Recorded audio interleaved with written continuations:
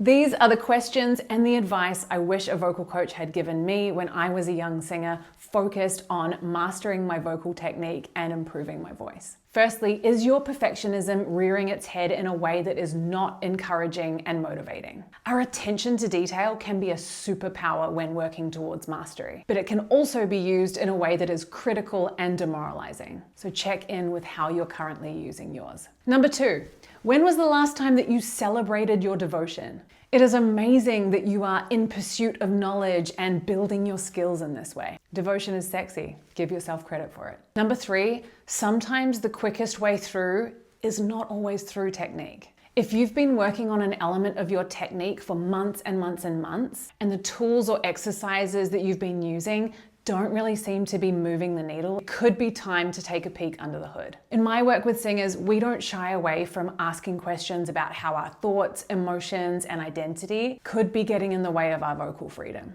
So for example, sometimes there's a bracing in the body that is connected to anxiety. Or you might hesitate at the onset because you have a specific fear. Or the tongue might be unwilling to give up the tension it's holding because of a belief around your ability to express with power, or because of trepidation around being heard or seen. Exploring how you think, feel, and what you believe sounds like the long scenic route, but sometimes it's just the shortcut that singers have been waiting for, and ends up transforming their lives in a multitude of ways on and off the stage. 4, have you taken a second to look back at how far you've come? When we're constantly focused on getting better, it's really easy to keep moving the yardstick, to keep moving our goals and expectations. We tend to work on songs that are more and more challenging and don't often go back and recognize that the ones that we used to find tough or impossible are now actually really achievable. Please acknowledge the progress you've made.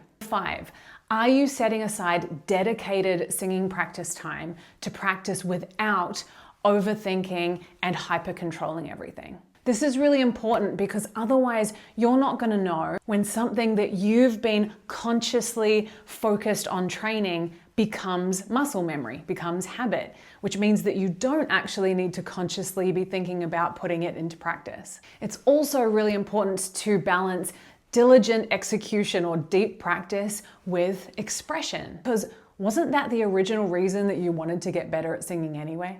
Do not lose sight of the end goal. Singing is creative and beautiful and expressive, and as a gift for you first and foremost. None of this needs to be forgotten in the pursuit of skill building.